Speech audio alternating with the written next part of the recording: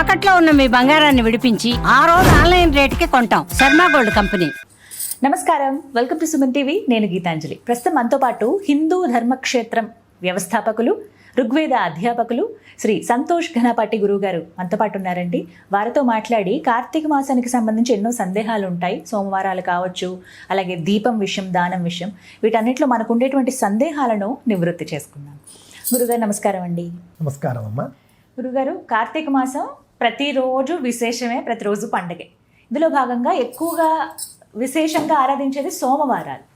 అయితే ఇందులో రాబోతున్నది 3వ సోమవారం. అసలు ఎంత ఇష్టమో, చాలా మంది ఎదురు చూస్తారు కూడా.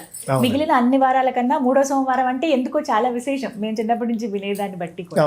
అసలు ఆ రోజు శివార్చన ముఖ్యంగా మాట్లాడుకుంటే ఎలా చేయాలి, లేదా విష్ణు ఆరాధన అంటే అవి ఎలా చేయాలి, దీపాలు వెలిగించాలా, స్నానం ఖచ్చితంగా ఆ రోజున చేయాలా, అంటే నదీ స్నానం అలాంటివి, ఆ రోజు ఏమైనా దానాలు చేయాలా, దీపం ఎలా వెలిగించాలి, ఇలా చాలా సందేహాలు ఉన్నాయి.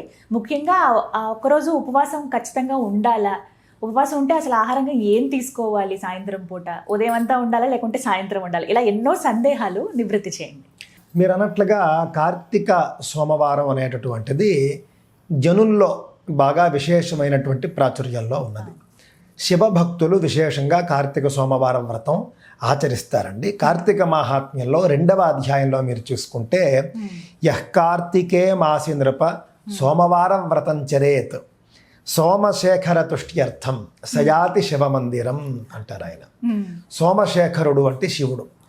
సోమశేఖర తుష్ట్యర్థం అంటే సోమశేఖరుడు యొక్క ప్రీతి కోసం, ఆయన యొక్క అనుగ్రహం కోసం ఎవరైతే కార్తీక సోమవారం వ్రతాన్ని చేస్తారో వాళ్ళు సయాతి శివమందిరం, వాళ్ళు మరణానంతరం కైలాసానికి వెళ్తారు అని చెప్పేసి.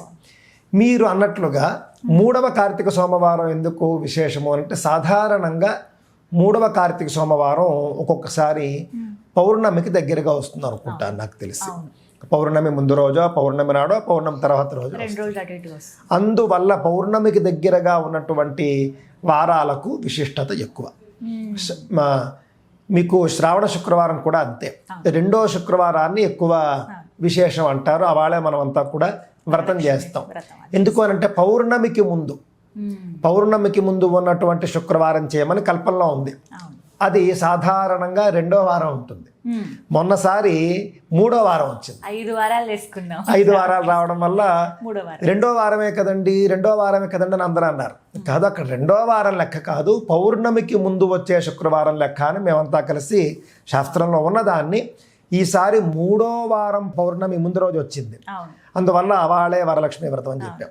అదేవిధంగా కార్తీక సోమవారం కూడా పౌర్ణమికి ముందు ఉంటుంది కాబట్టి 3వది విశేషంగా ఎక్కువ మంది చేసుకుంటూ ఉంటారండి. కార్తీక సోమవారం నాడు ఏ విధంగా వ్రతం ఆచరించాలి, ఇది చాలా అద్భుతమైనటువంటి ఫలితాన్ని ఇస్తుందండి. కార్తీక మహాత్మ్యంలో 2వ అధ్యాయం మనకు కార్తీక సోమవార మహాత్మ్యాన్ని చెబుతుంది. ఈ కార్తీక సోమవారం నాడు పగలంతా ఉపవాసం ఉండి రాత్రి నక్షత్రాన్ని చూసి భోజనం చేయడం అనేది ఒక పద్ధతి. దానికి నక్తము అని పేరు, అంటే రాత్రి భోజనం చేయడం. కొంతమంది రాత్రి వరకు ఉండలేరు. రాత్రి వరకు ఉండలేని వాళ్ళు ఛాయానక్తం అని వాళ్ళకు ఒక అవకాశం ఉంది. ఛాయానక్తము అని అంటే ఇంచుమించుగా సాయంత్రం ఒక 4:30 ప్రాంతం అండి. అంటే 4:30 వరకు ఉండి 4:30కి తినేయచ్చు అని. కొంతమంది ఏకభుక్తం చేయవచ్చు అన్నారు. ఏకభుక్తం అంటే మధ్యాహ్నం తిని రాత్రి తినకుండా ఉండడం, దానికి ఏకభుక్తము అని పేరు. ఏకభుక్తం చేయవచ్చు. ఇంకొకటి అయాచితము అని ఒక విధానం ఉంది. అంటే అమ్మ అన్నం పెట్టు, లేకపోతే అక్క అన్నం పెట్టు, లేకపోతే భార్యను ఉద్దేశించి గాయత్రి అన్నం పెట్టు అని అడగడం కాకుండా వాళ్ళంతట వాళ్ళు పెడితే తినడం, అంతే అయాచితం అని పేరు. ఆ విధంగా అసలు నేను తింటాను, నాకు కావాలి అని అడగకుండా వాళ్ళంతట వాళ్ళు పెట్టినప్పుడు తినడాన్ని అయాచితము అని పేరు. ఇందులో ఏది అవకాశం ఉంటే ఆ ఉపవాసం చేయవచ్చు. పగలంతా ఉపవాసం అనుకుందాం, ఎక్కువ మంది నక్తం చేస్తారు. పగలంతా ఉపవాసం ఉంటే రాత్రి నక్షత్రాన్ని చూసి భోజనం చేస్తారు. అయితే పగలంతా ఉపవాసం ఉంటూ ఏం చేయాలంటే ఉదయం నదీ స్నానం చేయాలి. నదీ స్నానం చేసి పగలంతా కూడా శివ సంబంధమైనటువంటి కథలు, నామాలు, స్తోత్రాలు చదువుకుంటూ కాలక్షేపం చేయాలి. శివ మహాపురాణం మొదలైనటువంటివి, లింగ పురాణం మొదలైనవి చదువుకుంటూ కాలక్షేపం చేయాలి. సాయంత్రం చక్కగా వెళ్ళి సూర్యాస్తమయానికి ముందు పువ్వులు, దళాలు అవన్నీ కోసి తెచ్చుకుని సూర్యాస్తమయానికి ముందు స్నానం చేసి ప్రదోష కాలం అంటే సూర్యాస్తమయం నుండి 48 నిమిషాల ప్రదోష కాలంలో శివలింగానికి అభిషేకం చేసుకుని అభిషేకం అయిన తరువాత నక్షత్రాన్ని దర్శించి నక్షత్రాన్ని కూడా దర్శించిన తర్వాత కొంత ఆహారాన్ని భూత బలి అని, భూతం అంటే జీవి, భూతం అంటే మనం ఏదో ప్రేతం అనుకుంటాం, భూతము అని అంటే జీవి అని అర్థం. ఆ విధంగా బలి అంటే ఆహారం, భూత బలి అంటే జీవులకు ఆహారము అని అర్థం. ఆ విధంగా ఏదైనా ఒక జీవికి ఆహారం పెట్టి వీడు భోజనం చేయాలి. ఇది కార్తీక సోమవారం నాడు చేయవలసినటువంటిది. కార్తీక సోమవార మహాత్మ్యంలో మీరు చూస్తే ఒక ఆవిడ కథ ఉంటుంది, స్వాతంత్ర నిష్ఠుర అని ఆవిడ పేరు. ఈ స్వాతంత్ర నిష్ఠుర అనేక పాపాలు చేస్తుంది. ఆవిడ జీవించినటువంటి కాలంలో పూర్తిగా వ్యభిచారం మొదలైనటువంటివి చేసి అడ్డుగా ఉన్నటువంటి భర్తను కూడా అడ్డు తొలగించుకుంటుంది. ఆ విధంగా మొత్తం విచ్చలవిడిగా మహాపాపాలు చేస్తుందండి. భర్తను కూడా చంపేసే ఇష్టానుసారం తిరిగి చేయరాని పాపాలన్నీ చేస్తుంది. అయితే మరణించిన తర్వాత అంటే ఎప్పుడూ దేవుణ్ణి ధ్యానించి ఉండదు, ఎప్పుడూ భగవన్నామస్మరణ చేసి ఉండదు, ఎప్పుడూ ఇంతే పని ఆవిడ పని. మహాపాపాలను చేసినటువంటి స్వాతంత్ర నిష్ఠుర మరణించిన తర్వాత పాపాలకు తగ్గట్లుగా యమలోకానికి వెళుతుంది. నరకంలో ఘోరమైనటువంటి శిక్షలు అనుభవిస్తుంది. భర్తని బండరాయితో బోధి చంపేస్తుంది కాబట్టి అక్కడ నరకంలో కూడా బండరాళ్లతో కొడుతూ ఉంటారు. ఈ విధంగా చాలా శిక్షలు అనుభవిస్తుంది. అనుభవించి తర్వాత 14 జన్మలు నీచమైనటువంటి జన్మలు ఎత్తుతుంది చేసినటువంటి పాపాలకు. 15వ జన్మలో కూడా కుక్క జన్మ ఎత్తుతుంది. కుక్క జన్మ ఎత్తి ఒక కార్తీక సోమవారం నాడు చాలా తీవ్రమైన ఆకలితో ఉంటుంది ఉదయం అంతా పాపం. దాని కర్మ ఏంటంటే 15వ జన్మలో కూడా దానికి ఎవరు ఆహారం పెట్టేవారు కాదు, అందరూ కూడా తరివేస్తూ ఉంటారు పాపం, రాళ్ళిచ్చి కొడుతూ ఉంటారు, కష్టపడి తప్పించుకుని తిరుగుతూ ఉంటుంది. ఒక రోజున సాయంత్రం ఒక ఇంటికి వెళ్తుంది.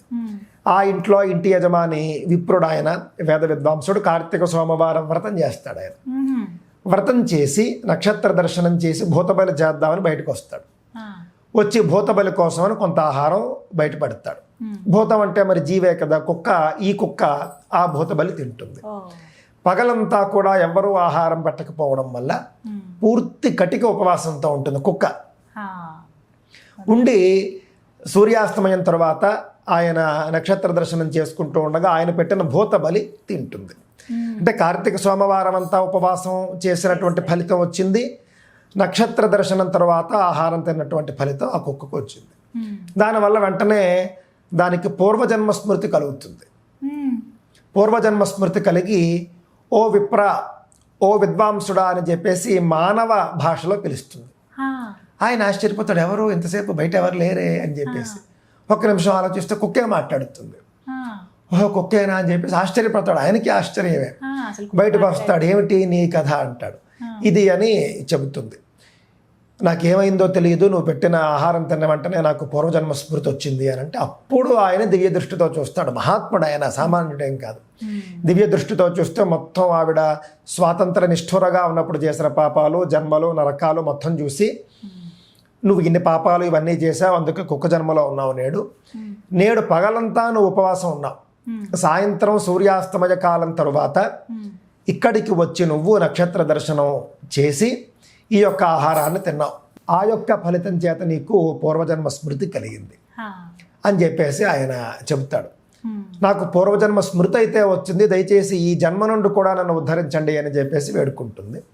అప్పుడు ఆయన పాపం ఏం చేస్తాడంటే, పరోపకారం చేసేవాళ్ళు కాబట్టి ఆయన ఆ రోజు చేసినటువంటి కార్తీక సోమవారం వ్రత ఫలితాన్ని ఈ కుక్కకి ధారపోస్తాడు ఆయన. ఈ కుక్కకి ధారపోయడం వల్ల వెంటనే అది కుక్క శరీరాన్ని వదిలిపెట్టేసి ఒక దివ్యమైనటువంటి ఒక యువతి శరీరాన్ని తీసుకుంటుంది. తీసుకుని చక్కగా ఆ యొక్క విప్రుడికి, వేద విద్వాంసుడికి నమస్కరించుకుని కైలాసానికి వెళ్ళిపోతుంది. ఇది కార్తీక సోమవారం యొక్క మహాత్మ్యం.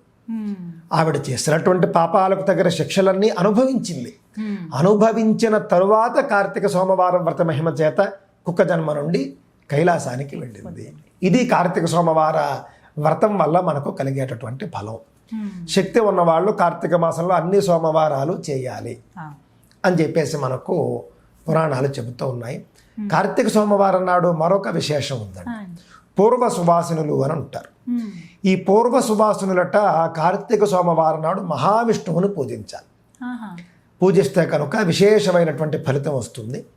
వాళ్ళు మరణానంతరం వైకుంఠానికి వెళ్తారు అని మనకు కార్తీక మహాత్మ్యం చెబుతూ ఉన్నది. కార్తీక సోమవారంలో విశేషమైనటువంటి రోజుల్లో కార్తీక సోమవారం మొట్టమొదటిది, అందులో ఎలాంటి సందేహం లేదండి. ఈ విధంగా 3వ సోమవారం జరుపుకోవాలి. ఎందుకంటే చాలా మందికి ఇవే సందేహాలు, అసలు ఆ రోజు ఎలా చేయాలి, ఏం చేయాలనేది. అయితే సోమవారం నాడు నదీ స్నానం, ఉపవాసం, దీపారాధన. ఈ దీపారాధన అనేది సూర్యోదయానికి ముందు కానీ సూర్యాస్తమయం తర్వాత కానీ చేయాలి. నదీ స్నానము, ఉపవాసము, దీపారాధన, శివార్చన, ఏదైనా దానం. సాధారణంగా కార్తీక సోమవారం నాడు తిలదానం చేస్తే చాలా విశేషం. నువ్వులు దానం చేయడం కార్తీక సోమవారం నాడు చాలా విశేషంగా చెప్పబడింది. ఈ 5 ఆచరించాలి మాటండి. ఈ 5 ఆచరిస్తే కనుక విశేషమైనటువంటి ఫలితం వస్తుంది. కార్తీక మాసంలో దానం చేయవలసినటువంటివి చాలా ఉన్నాయి. మన శక్తిని బట్టి మనం నీళ్లు దానం చేసినా కూడా ఫలితం ఉన్నది. నీళ్లు దానం చేయవచ్చు, కూరలు దానం చేయవచ్చు, పళ్ళు దానం చేయవచ్చు, చలి తట్టుకునే బట్టలు దానం చేయవచ్చు, గోవు దానం చేయవచ్చు, కన్యాదానం, విద్యాదానం. ఈ విధంగా ఉసిరికాయల దానం కూడా కార్తీక మాసంలో చాలా విశేషం అని చెప్పారు. ఉసిరికాయల దానం కూడా కార్తీక మాసంలో చేయవచ్చు. అన్నదానం చేయవచ్చు, అన్నీ మట్టండి. ఇంకా ఈ 3వ సోమవారమే ఉసిరికాయల దానం కూడా పెట్టుకుంటే మంచిది. చాలా విశేషంగా తెలియజేశారు. ఇవన్నీ తెలుసుకుంటే ఏవి ఆచరించాలనేది ఒక క్లారిటీ అయితే వస్తుంది. చాలా వివరంగా తెలియజేశారు. ధన్యవాదాలు. నమస్కారం.